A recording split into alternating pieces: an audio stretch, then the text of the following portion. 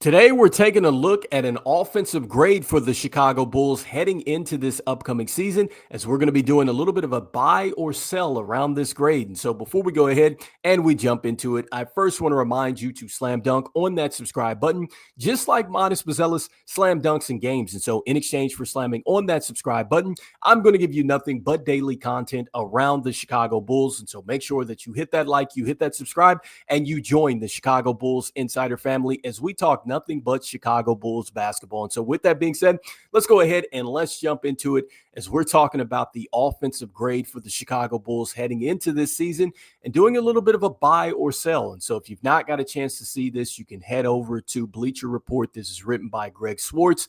And you're going to see that each NBA team has a grade heading into the NBA season.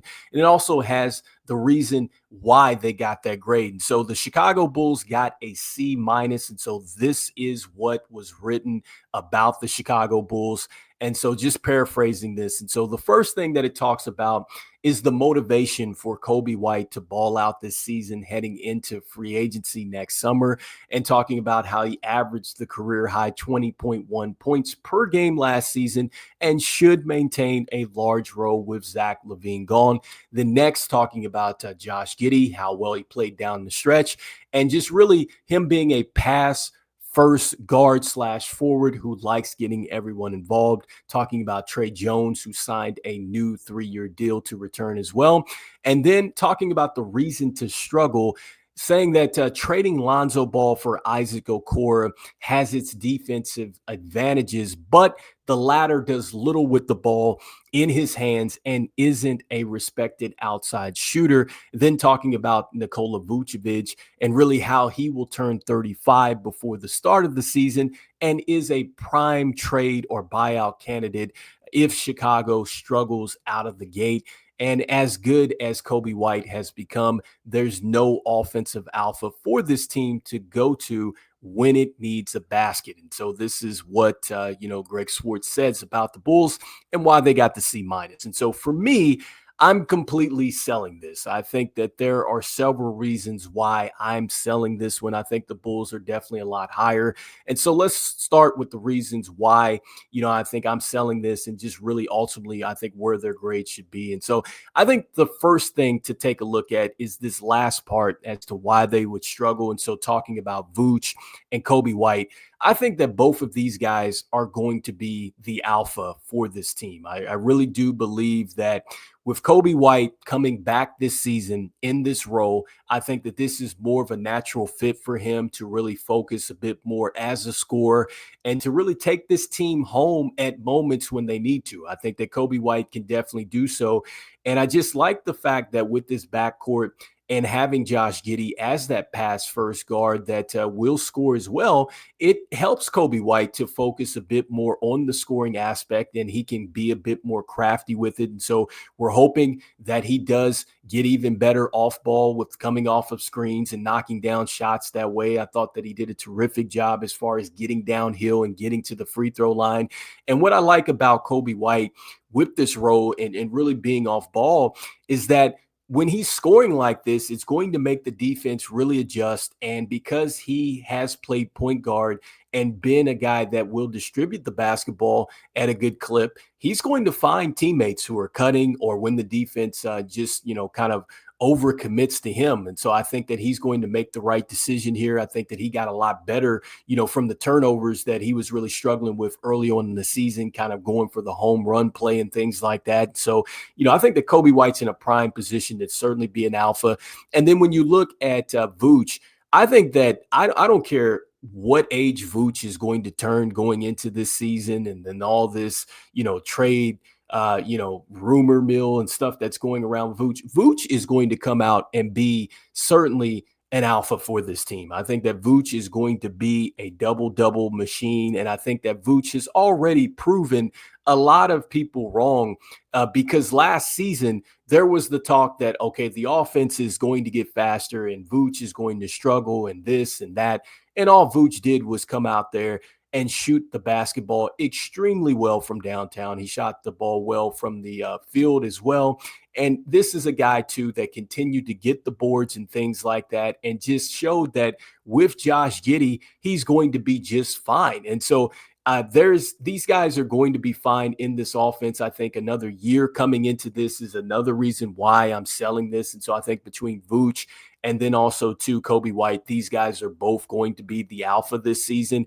And I'm not sold on the fact that the Bulls are going to just move Vooch, even if they do struggle out of the gates. I don't think that you're going to see a move from AK, but we'll see what happens once the season goes along and if the Bulls do struggle. And so that's the first reason why I push back on that.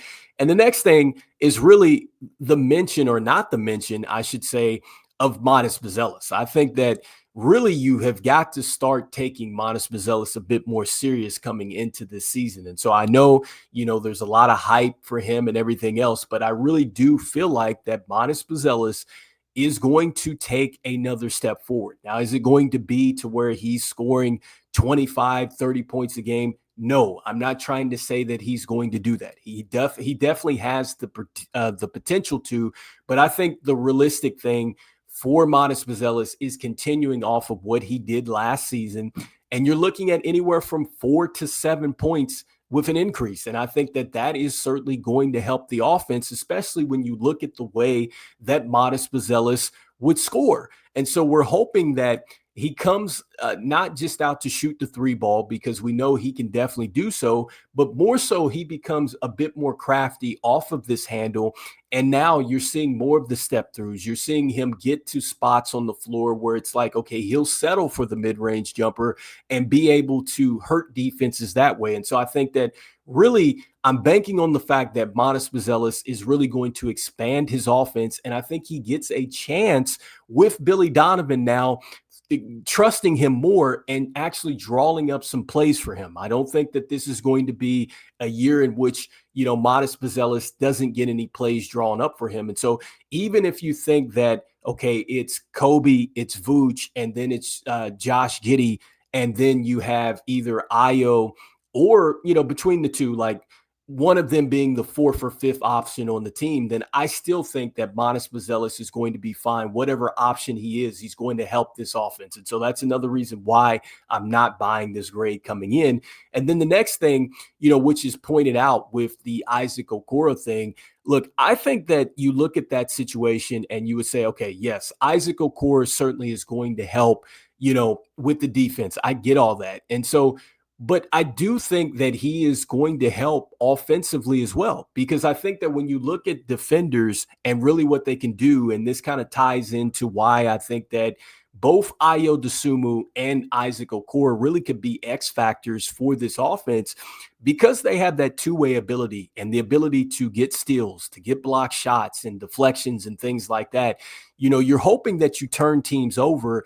And I think naturally, when you get more possessions, more attempts at the basket and everything like that, your chances go up to score. I think that that is really what you're banking on with both Io and then also to Isaac Okoro being able to come in and defend. And so, with that, I think now when you just solely look at the offense for Isaac Okoro, yes, he is a guy that is not going to be, a player that you say, okay, he's a knockdown three-point shooter. But I think his real bonus to this team on the offensive end is going to be him in the open floor, him going to be, or him cutting off of people and things like that. Like, I think that Isaac Okoro just running the floor and just cutting and things like that, he has a chance to add to his scoring totals by about 5 or 6 points easily like that, just by going out and running, because he is going to have that opportunity. And it's not just sitting there and floating out to the three-point line. That's going to be up to Isaac Okoro to be a guy that actually wants to be a finisher, because I think he can be. And so that's another reason why, I'm not really buying this grade. And I know a lot of this stuff you're thinking about, okay, the what ifs and, guys have to step up and things like that. But I think that they can absolutely step up. And then the next thing that we're talking about is he mentions Tre Jones, and he just mentioned that he got the 3-year deal. And so Tre Jones was very good in the offense, and I think he was very good, really, in his time that he started. He showed that he was definitely crafty as far as finishing under the basket. This is a guy that is certainly a true point guard that will find you and things like that.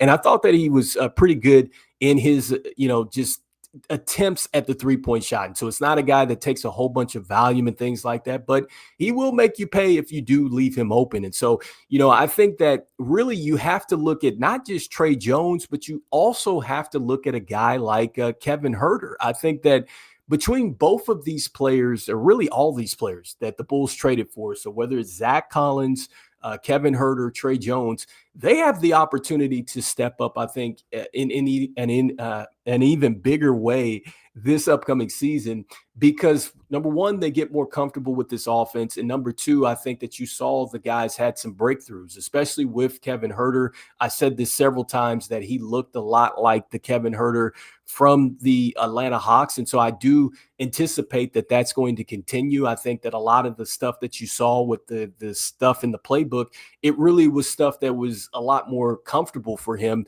than what they were running there with the Sacramento Kings. And so I think he's going to help, stretch the floor, knock down threes and things like that. Tre Jones, obviously his ability to get downhill. And Zac Collins, look, he could be impactful when it comes down to getting some more buckets in the paint. And he also can stretch the floor. And so I think that you have to factor those things in.